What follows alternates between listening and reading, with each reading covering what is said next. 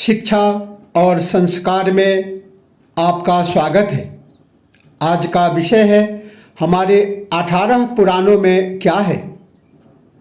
18 पुराणों के अत्यंत संक्षिप्त रूप में इसके विषय वस्तु को प्रस्तुत करने का एक साधारण प्रयास है। कहते हैं वेद की तरह ही, चारों वेदों की तरह ही पुराण की भी रचना स्वयं ब्रह्मा ने की थी। इसकी पुष्टि ब्रह्मांड पुराण में की गई है। ऐसी मान्यता है कि अध्ययन के सुगमता के उद्देश्य से महर्षि वेद व्यास ने इसे 18 भागों में विभक्त कर दिया। पुराणों के वास्तविक संख्या के विषय में 7वीं शताब्दी के आसपास के महान कवि व लेखक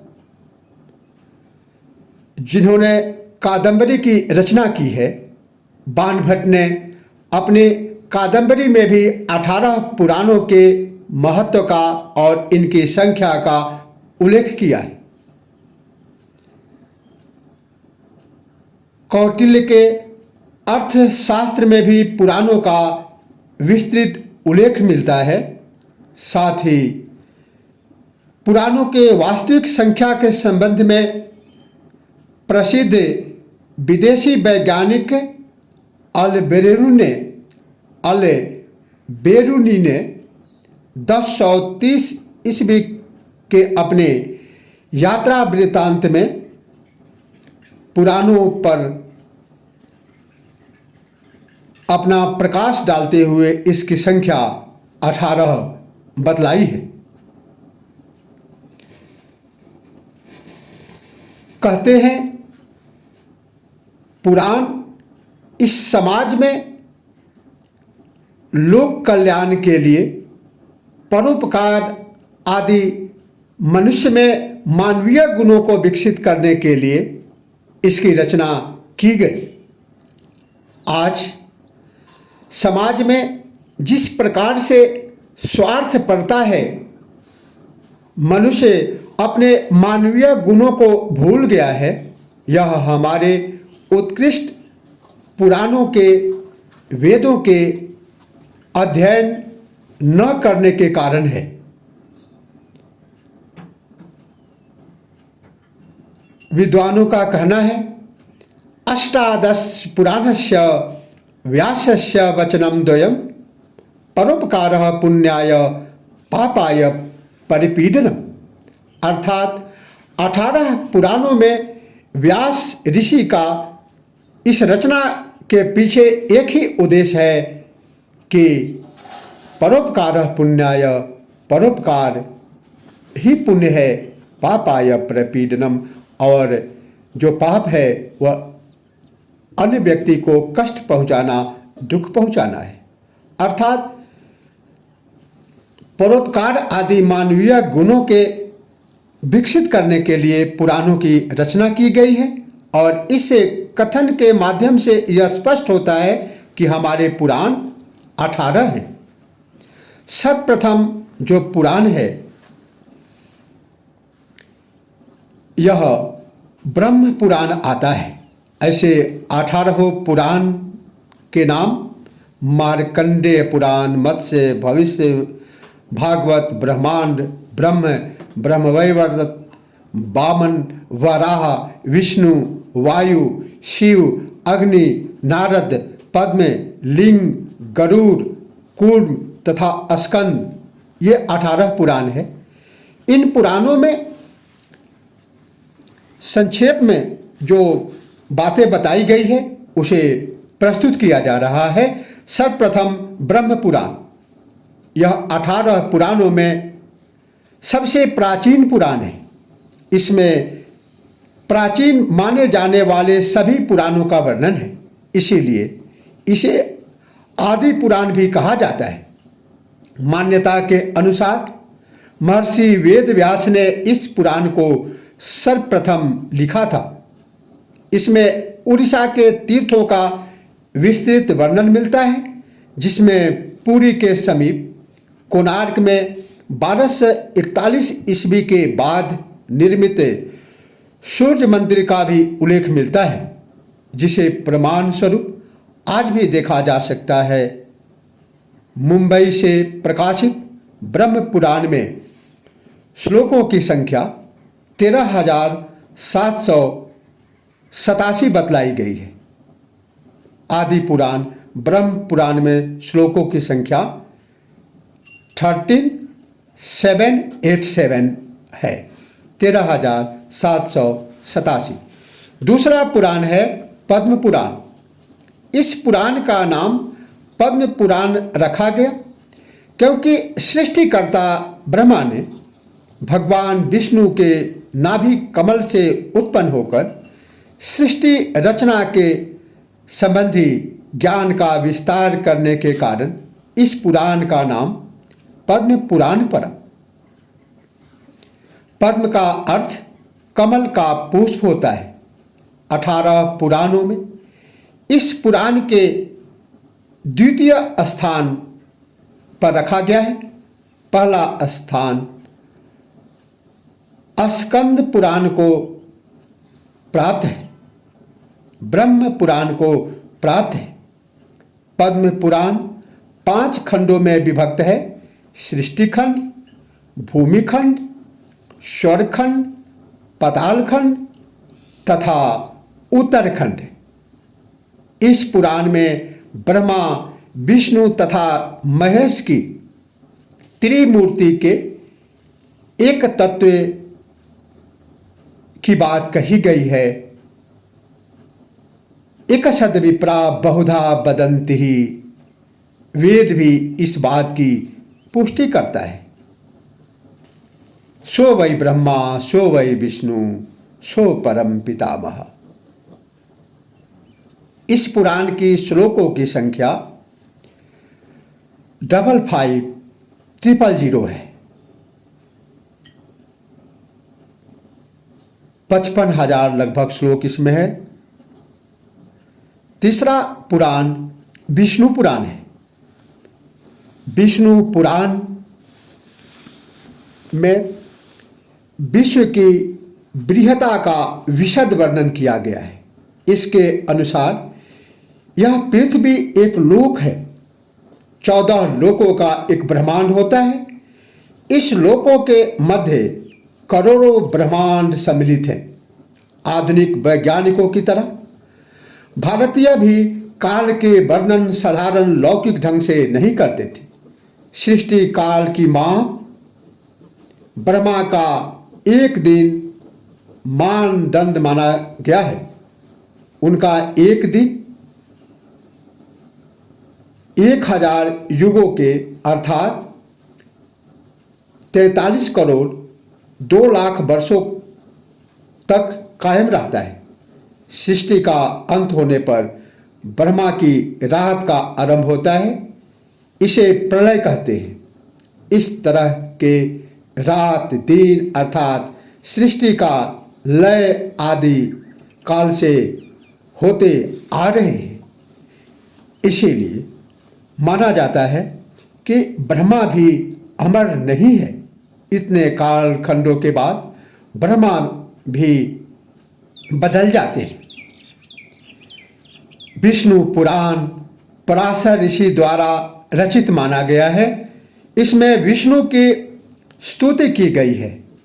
इसके अलावे इसमें आकाश आदि भूतों का परिमाण, समुद्र, सूर्य आदि का परिमाण, पर्वत, देवता आदि की उत्पत्ति, विविध मनुओं की कालावधि, कल्प, विभाग, संपूर्ण धर्म एवं देवर्षि तथा राजर्षियों के चरित्र का विशद वर्णन है।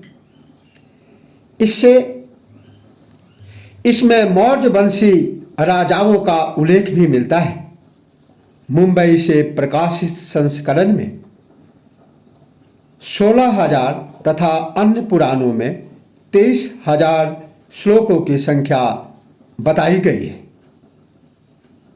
चौथा पुराण वायु पुराण। इस पुराण में शिव की अधिक चर्चा होने के कारण इसे शिव पुराण के नाम से भी जाना जाता है। इसमें 7 खंड है, जिसके 2 खंड में विष्णु की स्तुति की गई है।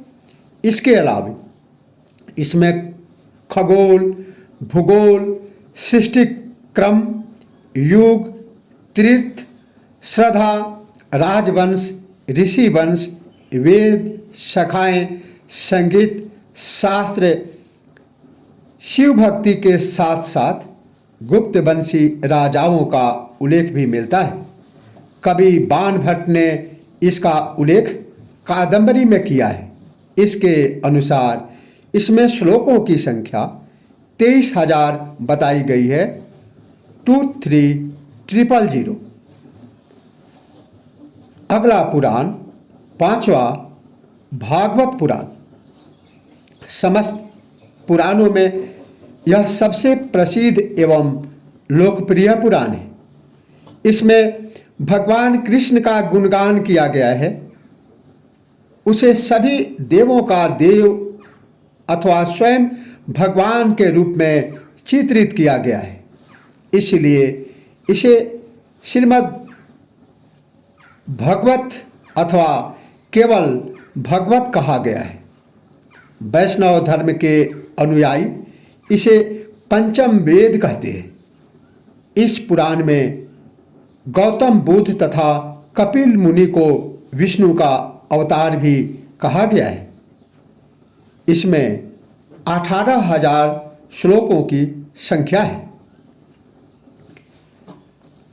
छठा पुराण नारद पुराण। इसे नारदीय पुराण भी कहा जाता है। इसमें 18 पुराणों की अनुक्रमणिका दी गई है। यह पूर्व तथा उत्तर 2 खंडों में विभक्त है। पूर्व खंड में 125 तथा उत्तर खंड में 28 अध्याय है। इस पुराण में शिक्षा, कल्प, व्याकरण, ज्योतिष और छंद शास्त्रों का विस्तृत वर्णन है। भगवान विष्णु की भक्ति को मोक्ष प्राप्ति का एकमात्र मार्ग बतलाया गया है। इसमें कुल 25,000 श्लोक हैं। 25,000। सातवां पुराण मार्कंडेय पुराण। इस पुराण में मार्कंडेय ऋषि द्वारा महाभारत के पात्रों के संदर्भ में अनेक प्रश्नों का समाधान किए जाने के कारण इसका नाम मार्कंडेय पड़ा। इसमें ऋग्वेद की तरह अग्नि, इंद्र, सूर्य आदि देवताओं का उल्लेख है। साथ ही इसमें गृहस्थ जीवन, दिनचर्या, नित्य कर्म आदि की भी चर्चा की गई है। यह पुराण दुर्गा सप्तशती, राजा हरिश्चंद्र, मदालसा चरित्रा, अत्रि अनसुया, दत्तात्रेय चरित्र जैसे अनेक कथाओं से युक्त है। इसमें श्लोकों की संख्या 6,900 बताया गया है। अगला पुराण 8वां अग्नि पुराण। विषय की विविधता एवं जनसाधारण के लिए उपयोगी होने के कारण इस पुराण का विशेष महत्व है। इसमें ब्रह्मा, विष्णु एवं महेश तथा सूर्य की उपासना की गई। 18 विद्याओं के वर्णन के साथ इसमें महाभारत, रामायण, मत्स्य, कूर्म आदि अवतारों की कथा, सृष्टि वर्णन, दीक्षा विधि, वास्तु पूजा, विभिन्न देवताओं के मंत्र, तंत्र आदि का सुंदर चित्रण प्रस्तुत किया गया है। अपनी व्यापक दृष्टि तथा विशाल ज्ञान भंडार के कारण अनेक विद्वानों ने इसे भारतीय संस्कृति का विश्वकोश कहा है। इसमें श्लोकों की संख्या 15,000 है, 15,000। नौवां पुराण भविष्य पुराण। इस पुराण में भविष्य के लिए भविष्यवाणी की गई है। भविष्यवाणी के रूप में कलयुग का वर्णन किया गया है। इसमें धर्म, नीति, उपदेश, सदाचार, व्रत, तीर्थ, दान, ज्योतिष एवं आयुर्वेद विषयों का भी संकलन किया गया है। इसके अलावा इसमें नित्य कर्म, सामुद्रिक लक्षण, शांति तथा पौष्टिक कर्म, आराधना और अनेक व्रतों का विशद वर्णन है। इस पुराण में श्लोकों की संख्या 14,500 14500 है। 10वां पुराण ब्रह्मांड पुराण। यह पुराण उपाख्यानों और तीर्थ महात्म्यों तथा स्तोत्रों के संग्रह का माध्यम है। इस पुराण को वायव्य पुराण अथवा वायव्य ब्रह्मांड के नाम से जाना जाता है। इस पुराण में विश्व का पौराणिक भूगोल, विश्व भूगोल, अध्यात्म, रामायण आदि का उल्लेख है।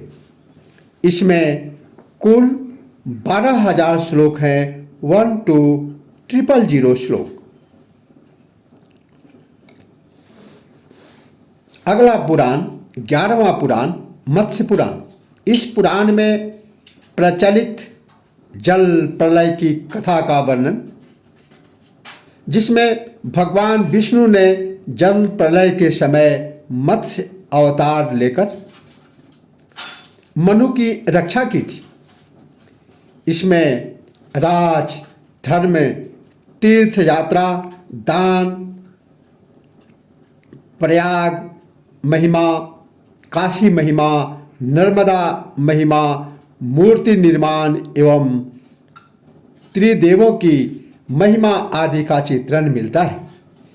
इसके अलावे इसमें भवन निर्माण, दक्षिण भारतीय वास्तुकला एवं मूर्तिकला का मनोरम चित्रण भी उल्लेखित है। मत्स्य पुराण में कुल 14,000 श्लोक है, 14,000 श्लोक। अगला पुराण 12वां ब्रह्म वैवर्त पुराण। ब्रह्म वैवर्त शब्द का अर्थ है ब्रह्म का विवर्त अर्थात ब्रह्म की रूपांतर राशि। ब्रह्म की रूपांतर राशि प्रकृति है। प्रकृति के विभिन्न परिणामों का प्रतिपादन इस पुराण में प्राप्त होता है। यह वैष्णव पुराण है। इस पुराण में कृष्ण को प्रमुख इष्ट मानकर इसे सृष्टि का कारण बतलाया गया है। इसके अनुसार संपूर्ण सृष्टि की रचना ब्रह्मा का माया है, इसीलिए इसका नाम वैवर्त पड़ा। इसमें सृष्टि में जीव की उत्पत्ति के कारण और ब्रह्मा के द्वारा संपूर्ण भूमंडल, जलमंडल तथा वायुमंडल में विचरण करने वाले जीवों के जन्म और उनके पालन पोषण का सविस्तार वर्णन किया गया है। इसमें 4 खंड हैं: ब्रह्म खंड, प्रकृति खंड, कृष्ण जन्म खंड तथा गणेश खंड। इस पुराण में 18,000 श्लोक हैं, 18,000 श्लोक। 13वां पुराण वामन पुराण। इसमें भगवान विष्णु के वामन अवतार का वर्णन मिलता है। इसमें 95 अध्याय हैं, 95 लेसन, जिसमें लिंग पूजा का प्रतिपादन किया गया है तथा शिव पार्वती का विवाह का वर्णन भी किया गया है। इस पुराण में पुराणों के 5 लक्षण तथा सर्ग, प्रतिसर्ग, वंश, मनवंतर और वंशानुचरित का भी वर्णन है। इसे पढ़कर ऐसा लगता है मानो यही पुराण का लक्षण है। इसके श्लोकों की कुल संख्या 10,000 है, 10,000 श्लोक। नेक्स्ट पुराण 14वां पुराण वाराह पुराण। यह वैष्णव पुराण है। इसे वैष्णव पुराण में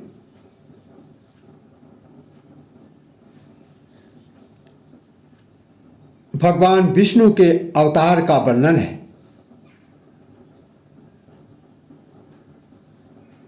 यह पुराण सृष्टि तथा वंशानुक्रम का विस्तृत उल्लेख करता है।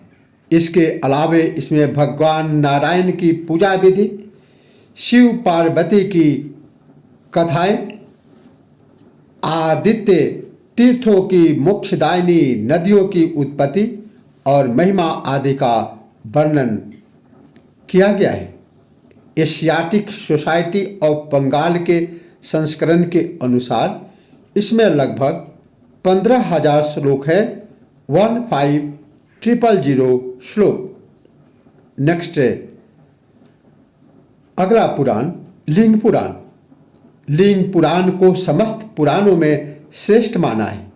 इसमें भगवान शिव की भक्ति तथा विशेषकर लिंग पूजा का वर्णन मिलता है।